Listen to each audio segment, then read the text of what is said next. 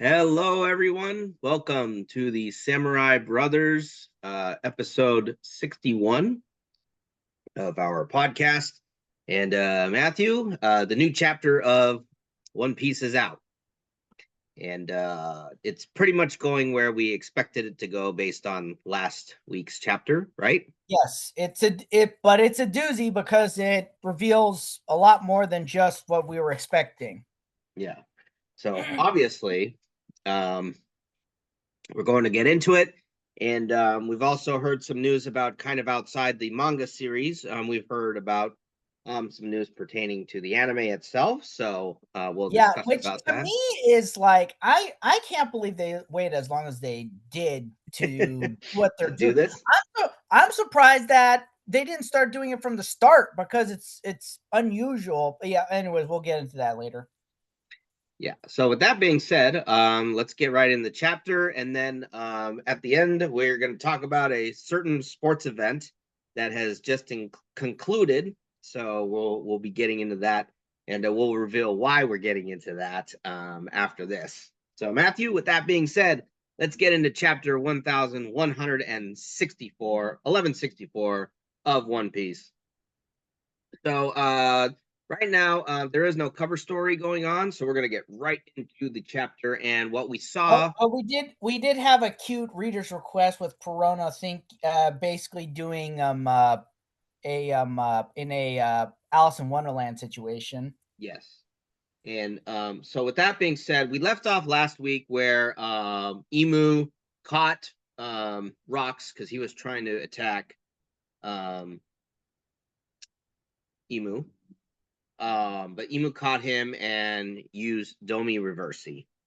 And I don't know if it was you or it was like Liam was talking about how Domi Reversi is effective if it's being used on someone if they are feeling certain emotions.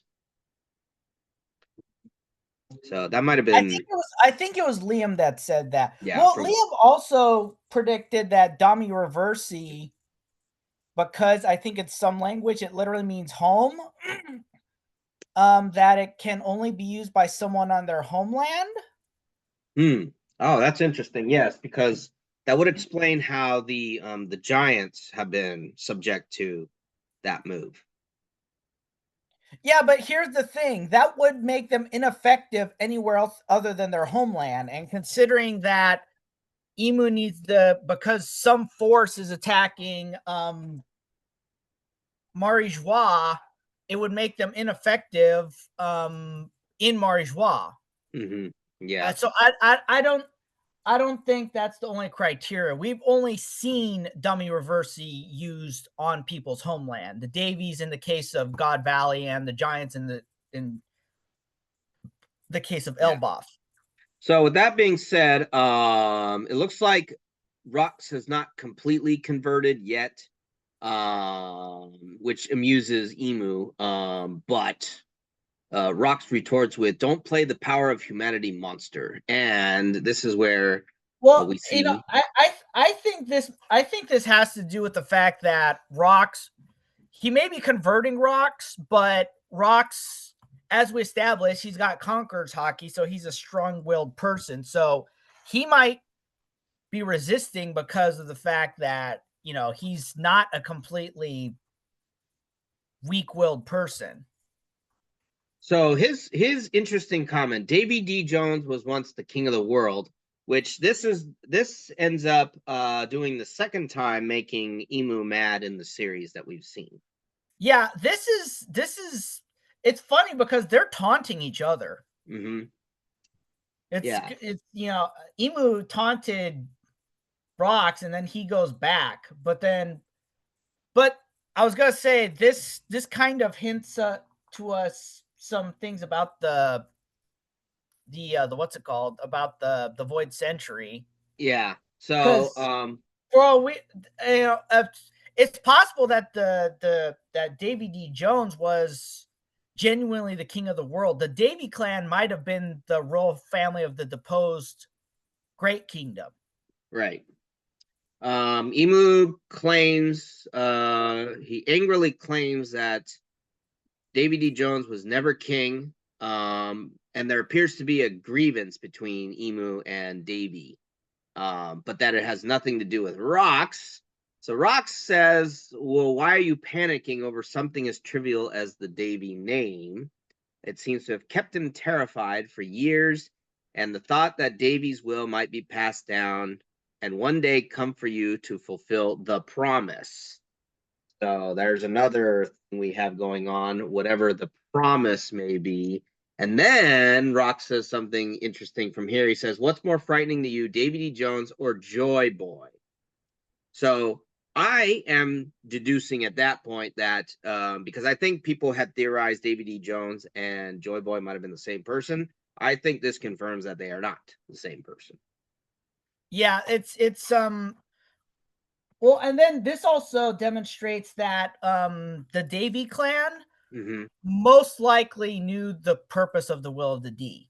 I don't know if that was passed on to Teach, but it definitely is something that, you know, the Davy clan knew, and that it was passed on to Rox because he's taunting, you know, only a few people knew about Joy Boy at this point or ever. So the fact that he's taunting, and this is the back and forth taunting, and he's taunting Emu with, you know, it's like, but clearly we're gonna find something out, and down the line, and this just demonstrates that, you know, here you have yeah, there's clearly something when it comes to the will of D with Davy Jones and Joy Boy, which even though we've been saying that Teach is this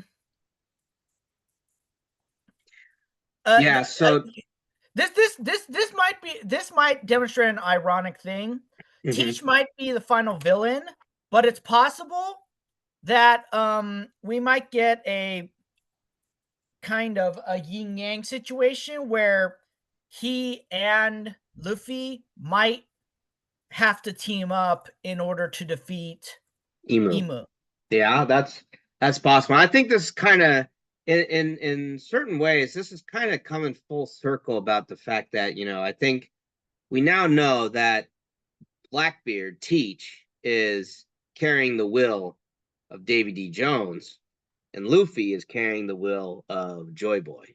Yeah, and they're clearly trying to fulfill something that the D clan, with regards to the Great Kingdom, there's like it looks like there was a prediction of the D's related to the Great Kingdom are going to come back and overthrow the world government. So we'll move right into, so I guess Emu gets one last taunt in to Rox, because he does say that he's going to use the giants to serve him, and which, you know, Rox says don't mess with Harold and that they only want peace, but Emu, in finally converting Rox, says that it is a golden opportunity, and he obviously views Harold as a puppet, and one that would never come along again. So with that being said, he finally converts Rox and orders him to bring an end to the dream of Davy. So then we get into how he throws Rox down by Lin Lin and Kaido and Newgate. But in his mind, his consciousness seems to be disappearing because he's being taken over by the demon side.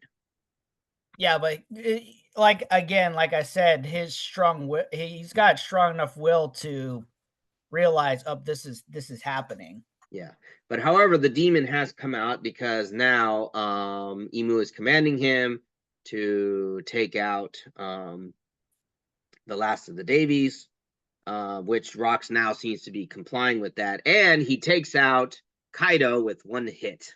Yeah, well, another thing is he also said kill everyone on God Valley. Yes, yes. Now, and that also is the case. So Linlin sees that attack Kaido. Linlin that gets taken out. And then Newgate You faces forgot the him. part that Linland observed that Rox is bigger. He's about twice as large as he used Oh to yes, be. yes, that's true. Because he was smaller than He was smaller than all of them. yeah, it was smaller than all of them. Now he's either their size or bigger. So with that being said, Newgate faces Rox head on. And here's an interesting thing I'm seeing in this panel because he doesn't use his Naginata to block Rox's sword attack. Did you see that? It does look like he was starting to swing though. Yeah. However, he seems to use his arm to block, and I'm very sure that that is a hockey sort of thing. Conqueror's Yeah, but hockey. it looks like his hockey mixed with his Armament. I was gonna say Goro Goro. Oh yes, you're right. That could be. But so the aura and the pressure from this hit. One thing you did forget to mention is not only did Rox one shot Kaido, he also one shotted Linlin. Yeah, I think I didn't say that though, but yes, that is true. He one shots both of them. Newgate deflects, and I think you're right. This Goro Goro no Mi defense ends up demolishing the one of the pillars of God Valley. And when you look at the fact that that whole pillar is going down, man, that tells you how massive those rocks are. Well, they call it a literal mountain. Yeah, it is a mountain. So with that being said, with all those going down, Rox is now chasing after Eris and Teach. Everyone's just scrambling to get away. The battleships are, looks like they're starting to scramble. Obviously, we still got world nobles trying to get on board the marine ships. And then we see elsewhere that Rayleigh and Shaki. And then also, it looks like in the bottom left panel on page 11 of the chapter, there is someone that is carrying the treasure chest that has Shanks in it. Oh, I didn't realize that was the right treasure chest. So you're talking the same panel as Rayleigh and Yes. oh. Do you see the Z's? Okay. Yeah. So that's a So that's got to be Shanks sleeping. Yeah. So that being said, Rayleigh's being told to get off the island. But Dragon is in despair that he could not save a single baby. We see that Kuma in his quest to save people. He's been saving a lot of people. However, we got Ivankov, and I think it's Ginny, right? Yep.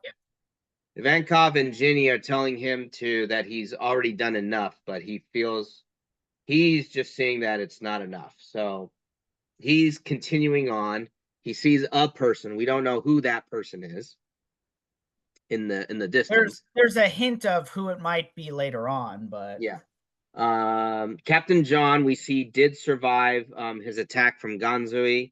Shiki also, in fact, Shiki was the one who kind of he took out Ganzui. So Ganzui is obviously upset that Shiki got away. Yeah, well, it looks like Ganzui's is one of the people who's gonna die on God Valley. Yes, because I think there had been some references to previous posts from a lot of people. I've been seeing that on Instagram and Facebook. How there is a zombie that is Ganzui. In fact, I think he is canonically confirmed dead, if memory serves me correctly. There's Ganzui, there's Gil Baster, and Yeah. Yeah. The big question is, where did Moria find that body? Those bodies. Well, anyways. Yeah, that's very So true. Shiki got the better of Ganzuya and got one of the treasures, hence why he's And yes, it is confirmed Ganzui did die on God. Well, don't know if he died on God Valley, but he is dead because it is confirmed because I just looked up the One Piece wiki that he was one of the general zombies on Thriller Bark. Right. So whether he died on God Valley or whether he died later, we don't know, but it is confirmed that he obviously didn't last too long. But that being said, we see now that Rox has finally caught up to Eris and Teach. And Eris realizes that Teach, who refers to him by his given name, probably one of the few people that refers to him by his given name. Yep. She realizes that yes, he did lose to Emu, and she's regretful that she asked him to face off against him, and referencing that it was too early. So I wonder if that means if he'd been able to continue to prepare himself, that he might have been able to actually face off against mm-hmm. Emu on more even ground. Yeah, maybe. So obviously she is despairing that Teach might also perish. She's trying to run towards to jump into the sea. Rox is almost upon her, plus the fact that we see that the Marine ships are going to shoot at her. Because then there's a combination.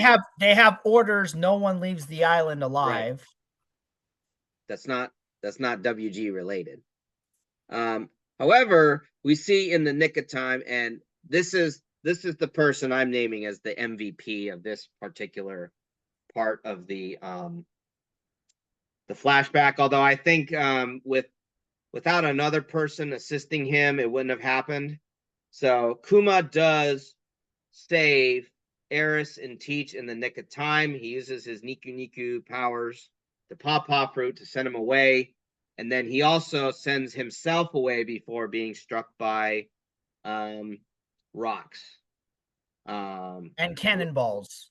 And cannonballs, yes. So he's the reason why Teach is alive. He's one of the reasons why Teach is alive. He because it's a chain reaction. Because if Dragon had not subdued the world noble that was going to shoot Kuma, so it's a chain reaction. But I think the MVP of this chapter is definitely Kuma.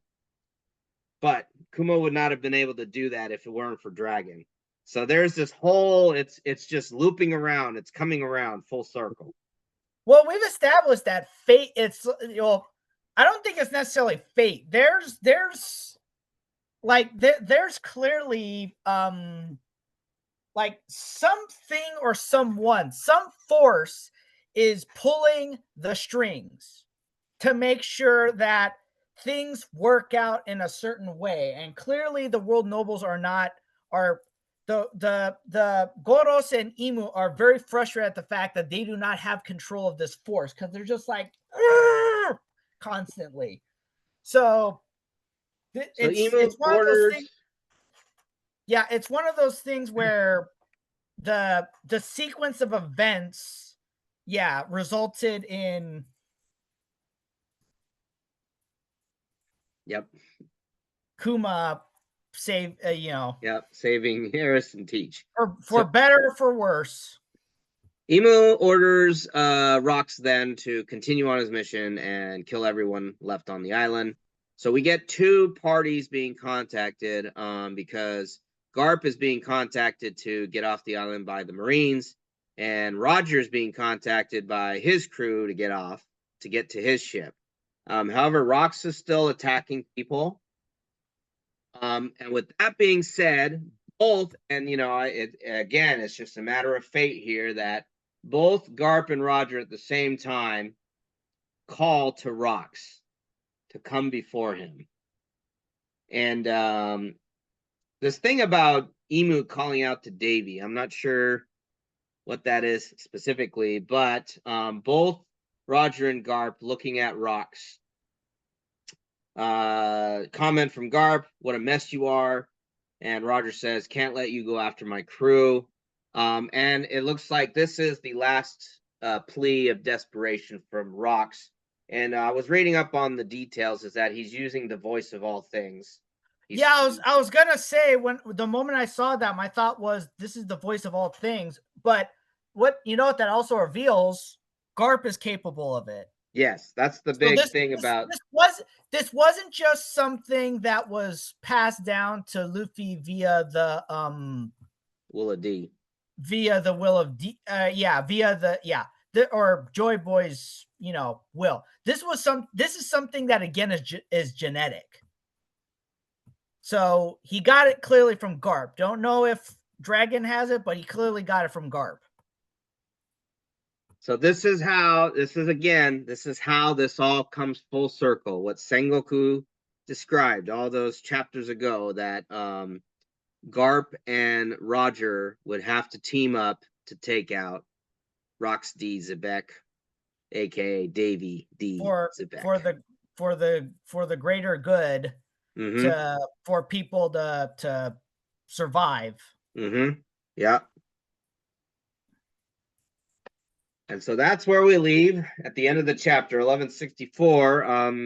We are getting a new chapter next week, 1165. So there's more to come out of all this. Yep. And yeah, the concept of asking for a mercy killing is one of those things where it's like, this is part of the tragedy of Rox D. Zebek. He's at the point where he's like, I need you guys. It's like, it's when you're at the point where you're asking for a mercy killing, that's a low point. Yeah, that's true. And it really expands on the background of, obviously, Teach has been one of my favorite, at least up until how this flashback really came about. Teach has been my favorite villain, in the One Piece world. But now it's like, do you call him a villain? I mean, given that he did, commit murder to gain his powers, and then there was a lot of double crossing that he did, and he's kind of like, his father in that, he's willing to go to great lengths to achieve what he wants, and then he doesn't really have a lot of respect for his crew either, like he'll cut them off if they're crossing him. The best way to describe it is that Teach is a villain in a way that Darth Vader was a villain. That's the best. They've got these tragic backgrounds that kind of coalesced into them like being more of a force of nature than anything else. They've got this baggage and stuff like that. And even though you do constantly see Teach with a smile on his face, as we've established, he doesn't go to sleep. Which is probably, initially we thought it was some form of having to do with his devil fruit, but then we find out that he's been, since he was a child and joined the Whitebeard pirates, he didn't. So it's like, okay, it's something genetic. Now it just sounds like he has really, really, really traumatic bad insomnia brought on by this. It's like he doesn't want to sleep because he doesn't want to go back to the nightmare of God Valley when his father tried to kill him, and when the world nobles were trying to kill him, and he was, it's this is real trauma, and it kind of makes me wonder, did Newgate know that Teach was, Teach, Rox's son? Did he somehow know that when he took him on board? That's a good question, because he said, I don't take kids, and then he says, I have nowhere to go. Yeah. And then he has that second thought and says, What's your name? Ah, yes, because he did say his name was Teach, didn't he? Of course, I just realized, is there a point where Rox actually says teach that's in a what's good his question. name? Did Rox divulge that information to Newgate? I don't know. I'm trying to remember if he ever says the word teach by when Newgate's around. I haven't seen one, but that doesn't mean it didn't happen. And another thing to consider is his current name Marshall D. Teach, is that he was adopted by someone, or was it possibly his mother's maiden name? Well, they did well let's see. Ace didn't take his mother's maiden name because or his mother's name because she and Roger were never married. He didn't take it but for protection or something like that. He took it out of Yeah, because I think out of respect. Rouge. Yeah, he took it out of respect for his mother because, Yeah, and then I don't know why he developed a disdain for. Did it say why Ace developed a disdain for Roger? I'm maybe it's because the fact that he never grew up with him, and that obviously he probably had trouble. Obviously, he had to grow up under the tutelage of Garp, and I think in a way Garp, had revealed that information to him and just all the background. Yeah, because it's like he speaks reverently about Rouge. He Mm-hmm. speaks with disdain about Roger. Yeah. But then with Teach, you don't really hear much of anything from talking about No, either. because we have yet to hear what he actually thinks about the fate of his parents. However, we do know for sure. I have heard this fan theory that Eris might still be alive. And that what's his name? That he was planted on that. Teach was planted on Yeah, what was it? I think when I saw the chapter review for Grand Line Review today, yeah, there was this. Liam was theorizing that Eris may have actually set Teach on his current path. Yeah, and Out she's of just and she's spite. been in the background so far. Yeah, obviously that's not confirmed. So far the sources we've seen in the One Piece canon point to that she's dead. Whether or not that's true, we don't know. So hard to say. So with that being said, though, yeah, we'll just have to get into next week, and just to kind of, so our timer is now running down. So just to kind of go into the fact about the anime. So the anime is going to switch to a seasonal format, and Toei announced, and this is coming from Grand Line Review, that Toei will be running a max 26 episodes a year. And he did a very, Toei showed a chart, for example, that what was it, like last year there was like 43 chapters or whatever the number was, but they released like 50, oh no, I think it was like something like 30 episodes, but they did like 50 or 30 chapters versus 50 episodes. Yeah, Something like that. So here was a problem with them not doing. Well, there were multiple problems. Them not doing the what's it called? Them. So here's them not do. They are unusual in terms of anime in that they're. Are they the only one? No, they're not the only one. But they're one of the few anime that doesn't do a season, and it's like, well, why don't you?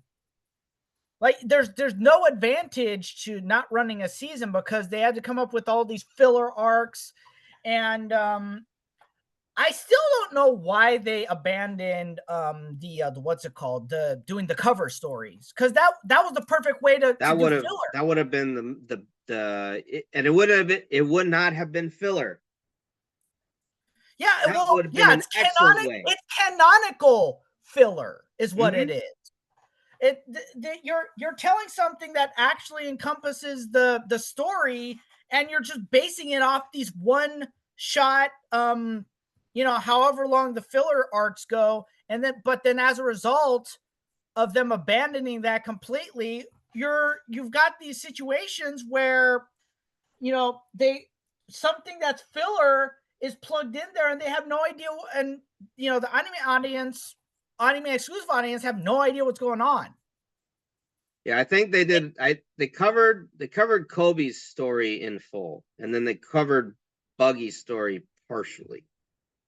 Right. Yeah. So it's one of those situations where if they'd done, it's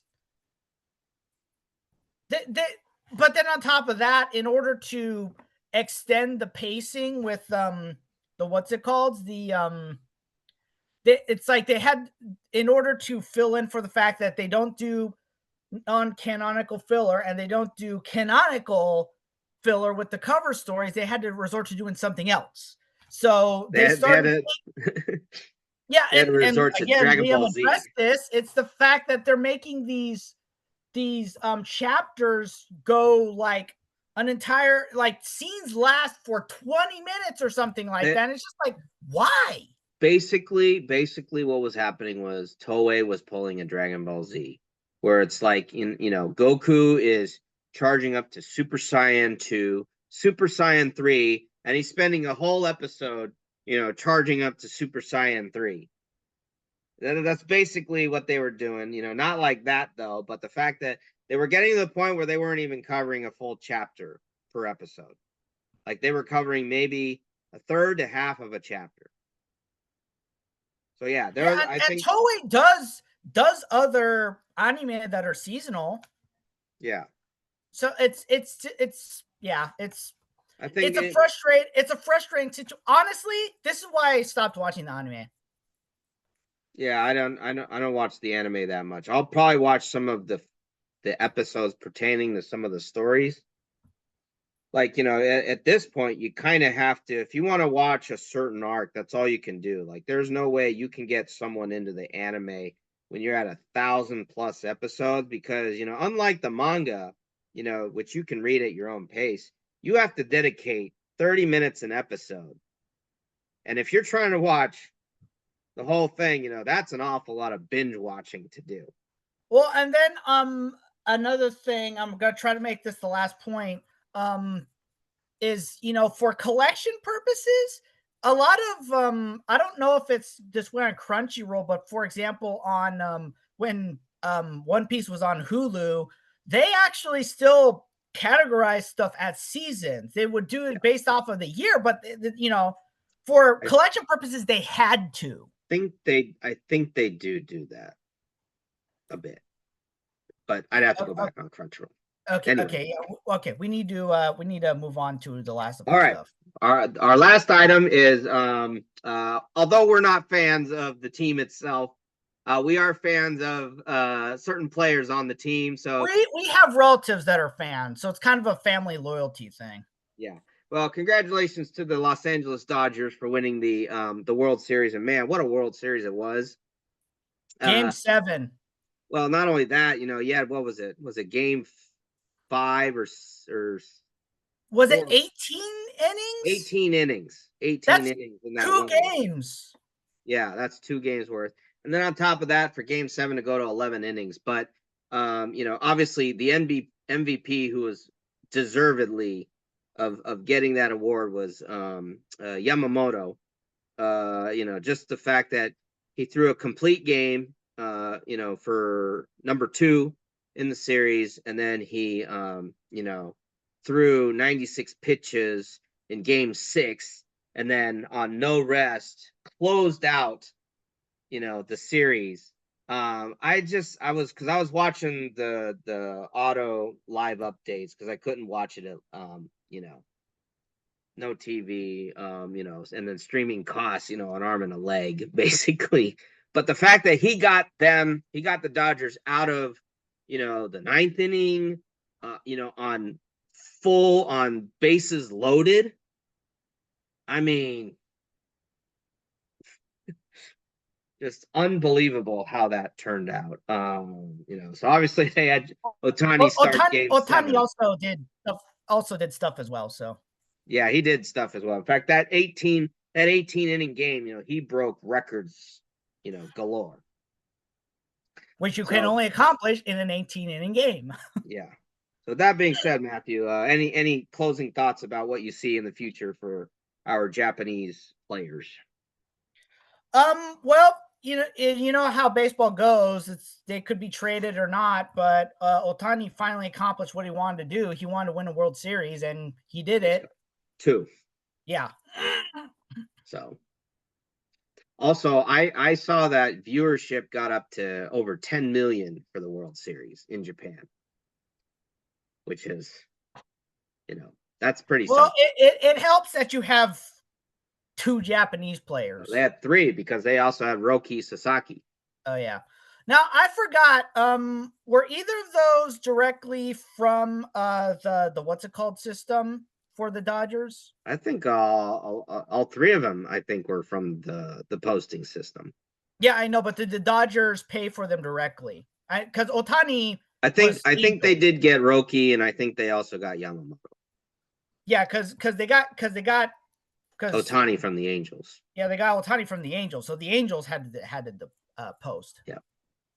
Well, with that being said, ladies and gentlemen, again, Sumo starts next week. So we'll be going over our day 1 results and then our predictions for who we think are going to win the Basho. And obviously, the next chapter, One Piece, next week. So with that being said, ladies and gentlemen, thank you very much, as always, for watching our podcast. And till next time, we'll be seeing you.